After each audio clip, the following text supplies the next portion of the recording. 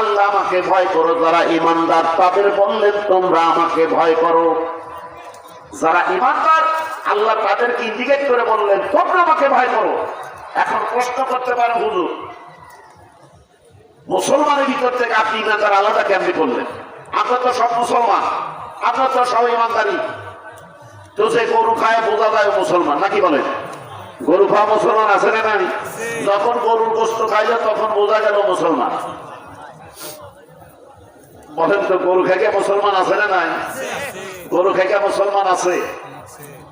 আমরা মুসলমান। SK Mahbubey কোতা, SK Mahbubey কোতা जिस दिल में खसल नहीं लाखों मोमिन गुमादार ईमान में कामिल नहीं। পৃথিবীর জমিনে লাখো লাখো মুমিন পাওয়া যায়, কিন্তু খাঁটি ইমানদারের সংখ্যা খুবই কম রয়ে গেছে। কথা বলেন ঠিক কিনা? পৃথিবীতে লাখো লাখো মুমিন পাওয়া যায়, কিন্তু খাঁটি ইমানদারের সংখ্যা খুবই কম আছে। কারণ মুমিন সাজা যায়, কথা বলেন আমার সাথে, মুমিন সাজা যায়, মুত্তাকি সাজা যায়, আল্লাহ সাজা যায়, পরহেজগার সাজা যায়, মুআমিনা সাজা যায়, হাফি সাজা যায়, সাহেব সাজা যায়, কিন্তু ইমানদার কি সাজা যায়? কথা বলেন, ইমানদার কি সাজা যায়? ইমানদার হতে হয়। এই জন্য লাখো লাখো মুমিন পাওয়া যায়, কিন্তু খাঁটি ইমানদারের সংখ্যা খুব কম আছে। সবারই বাজারে গেছে মাছ ক্রয়ের জন্য, যে দেখতেছেন মাছের বাজারে 100 টাকার নোট পড়ে আছে, নোটের উপর আগে আধা ঘন্টা দাঁড়িয়ে থাকবো, তাও বলানো ভাই টাকা পড়ছে কার? এর নাম হলো ইমানদার। কথা বলেন না কেন? 100 টাকার লোভ সামলাতে পারি না, এমন ইমানদার আমরা। আল্লাহ পাক এই জন্য ইমানদার বান্দাদের বললেন তোমরা আমাকে ভয় করো। এখন ইমানদার কারে বলে? যেহেতু মুসলমান ইমানদারের মধ্যে আমি পার্থক্য করতেছি, তাহলে এই ইমানদার কারে বলে? ইমানদারের সংজ্ঞা আগে দিয়ে নেই। ইমানদার কাকে বলা হয়?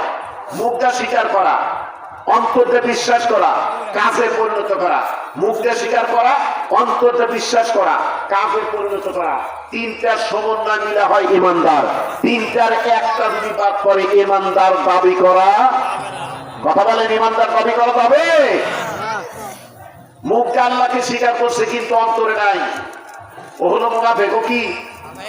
এক নাম্বারে মুনাফিক। অবশ্য মুসলমানের ভিতরে কোনো কাফের নাই, মুনাফিক আছে। মুখ দিয়ে আল্লাহকে ডাকে, আল্লাহকে বিশ্বাস করে, কিন্তু অন্তরে নাই, এগুলো মুনাফিক।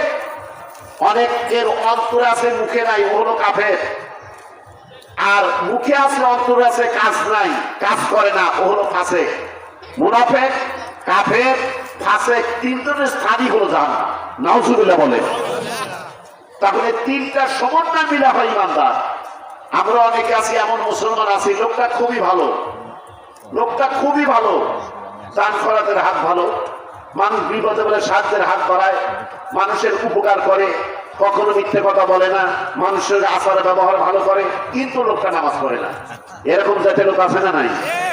এরকম মানুষ আছে, কিন্তু লোকটা আসলে খুব ভালো, সব দিকটা ভালো, শুধু নামাজটা পড়ে না। যদি নামাজটা পড়তো সময় সোহাগা সুবহানাল্লাহ বলে। সুতরাং এরকম মানুষ আছে। মুমিন আর কাফেরদের মধ্যে একটাই পার্থক্য, সেটা হলো নামাজ। সেটা কি? নামাজ। মান তারাকা সালাতা ফাকাদ কাফারা, যে ব্যক্তি ইচ্ছা করে নামাজ ছেড়ে দেয় সে হলো কাফের। মান তারাকা সালাতা ইল্লাল কাফারা, আর যেই ব্যক্তি কাফের সেই নামাজ ছেড়ে দেয়। মুমিন আর কাফেরের মধ্যে একটাই পার্থক্য, সেটা হলো নামাজ। যারা মুমিন তারা নামাজ কায়েম করে, আর যারা মুমিন নয় তারা নামাজ আদায় করে না। আমার মনে হয় এলাকার লোক হেদায়েত পাওয়া গেছে ভাই, আমার মনে হচ্ছে, নাকি গণ? সব হেদায়েত হয়ে গেছে, আর কোরআন হাদিসের আলোচনা শোনার দরকার নাই। আল্লাহ রাব্বুল আলামিন এই জন্য ইমানদার বান্দাদেরকে ডাকতে বলতেছেন তোমরা আমাকে ভয় করো। কেমন ভয়? হাক্কা তুকাতিহি, ভয়ের মতো ভয়, অন্তর দিয়ে ভয় করো। যার সিনার মধ্যে আল্লাহর ভয় আছে ওই মানুষ কখনো পরের জমিনে আল ফেলতে পারবে না। যার সিনার মধ্যে আল্লাহর ভয় আছে ওই মানুষটা ওজনে কম দিতে পারবে না। যার সিনার মধ্যে আল্লাহর ভয় আছে ওই মানুষটা সুদ খাইতে পারবে না। যার সিনার মধ্যে আল্লাহর ভয় আছে ওই মানুষটা ঘুষ খাইতে পারবে না। যার সিনার মধ্যে আল্লাহর ভয় আছে ওই মানুষটা কখনো কোনো মানুষের ক্ষতি করতে পারবে না। যার সিনার মধ্যে আল্লাহর ভয় আছে ওই মানুষটা কখনো মিথ্যা সাক্ষী দিতে পারবে না। যার সিনার মধ্যে আল্লাহর ভয় আছে ওই মানুষ কখনো আল্লাহর নাফরমানি করতে পারবে না। কারণ আল্লাহ ওই বান্দার সিনার মধ্যে বিদ্যমান আছে। সুবহানাল্লাহ বলেন। রাতের অন্ধকারে অন্যায় করার জন্য গেছে রে ভাই, অন্যায় করতে যাচ্ছে। দুনিয়ার কোনো মানুষ জানে না, যার ক্ষতি করলো সেও জানে না, বোঝে না, শোনে না। কিন্তু অন্যায় করতে যায় লোকটার মনের ভিতরে জাগ্রত হয়ে গেল, আমি যে এখন ক্ষতি করতে যাচ্ছি। মানুষটার অন্যায় করতে যাচ্ছি, দুনিয়ার কোনো মানুষ দেখলো না, জানলো না। যার ক্ষতি করলাম সেও জানলো না, সেও দেখলো না। কিন্তু আমার মহান রব্বুল আলামিন তো দেখতেছেন। এই কথাটা যদি কোনো বান্দা বান্দির অন্তরের মধ্যে জাগ্রত হয় ওই বান্দার দ্বারা কখনো আল্লাহর নাফরমানি হওয়া সম্ভব হবে না। কথা বলেন ঠিক কি না? মানুষের ক্ষতি সাধন করা সম্ভব হবে না যদি কথা শুধু এইটাই উচ্চারিত হয় যে আমার আল্লাহ তো দেখতেছেন। এই কথাটা যদি মনের মধ্যে জাগ্রত হয় তার দ্বারা আর কোনো মানুষের ক্ষতি করা সম্ভব হবে না।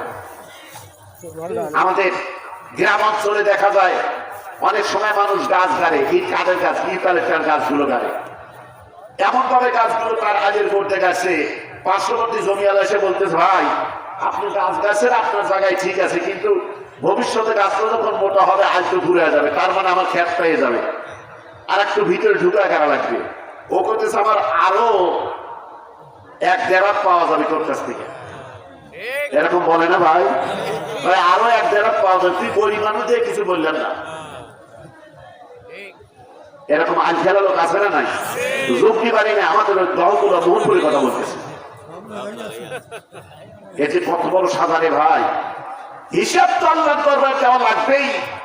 হিসাবের কথা আমি বাদ দিলাম। আপনি তিল তিল করে আজ একটু কাজ একটু করতে করতে জমি গ্রাস করতেছেন। যতটুকু জমি আপনি গ্রাস করেছেন কাল কিয়ামতের ময়দানে ওই জমিটাই ওই বান্দা বান্দির গলায় ঝুলিয়ে দেওয়া হবে। ওই জমিটাই তার গলায় ঝুলিয়ে দেওয়া হবে। তুমি জমিনের পাগল ছিলে, গলায় নিয়ে ঘোরো, বিচার তো পরে হবে। অনেক মানুষ আছে এতিমের সম্পদ পুরো আত্মসাৎ করে দেয়। এটা আজ ফেলে খানি খানি দিছে, পুরা জমি আত্মসাৎ করে।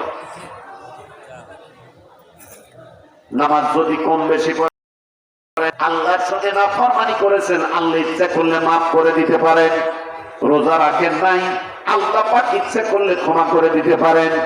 হজ করেন নাই, ইচ্ছা করলে আল্লাহ ক্ষমা করে দিতে পারে। যাকাত আদায় করেন নাই, ইচ্ছা করলে আল্লাহ মাফ করে দিতে পারে। কিন্তু হক কুলিমাত কোন বান্দার হক যদি নষ্ট করেন, মহান রব্বুল আলামিন ইচ্ছা করলেও ওই বান্দা বান্দিকে ক্ষমা করতে পারবেন। এটা আল্লাহর এখতিয়ারের বাইরে, এটা আল্লাহর এখতিয়ারের বাইরে। যার অন্যায় করেছি, যার ক্ষতি করেছি, তার কাছ থেকে ক্ষমা না পাওয়া পর্যন্ত আল্লাহ পাক আমাদের কখনো ক্ষমা করতে পারবে না। এই জন্য একটা কথা মাথায় সব সময় রাখবেন, কোন মানুষের বিপদে আপনি আঘাতে না করলেন, সাহায্যের হাত না বাড়াইলেন, তাতে সমস্যা নাই। কিন্তু আমার দ্বারা আপনার দ্বারা যেন কোনো মানুষের এক তিল ক্ষতি না হয়, এক তিল ক্ষতি যেন আমার দ্বারা না হয়। একজন হাত দিয়ে করে না, বুদ্ধি দিয়ে ক্ষতি করে, এরকম লোক আছে না নাই? বুদ্ধি দিয়ে কাম করে, বুদ্ধি দিয়ে মানুষের ক্ষতি করে। আল্লাহকে পেঁয়াজ বোঝে না? অমাকারু অমাকারুল্লাহ খায়রুল মাকিরিন। তোমার মনের মধ্যে যে পেঁয়াজ আছে আল্লাহ জানে না? আল্লাহ উত্তম মক্করকারী। তুমি তো কি মক্কর জানো? তোমার সাথে উত্তম মক্করকারী আল্লাহ। ভাইরা আমার, আল্লাহ বলেছেন তোমরা ভয় করো। কেমন ভয়? হাক্কা তুকাতিহি, ভয়ের মতো ভয়, অন্তর দিয়ে ভয় করো। কেমন অন্তর দিয়ে ভয় করা লাগবে? ছোট্ট একটা এক্সাম্পল দিয়ে বাদান আমি আলোচনা শেষ করে দেব। নবীজির সাহাবা হযরত আবু বকর রাদিয়াল্লাহু আনহু জীবনে একটু বোঝায় দেই।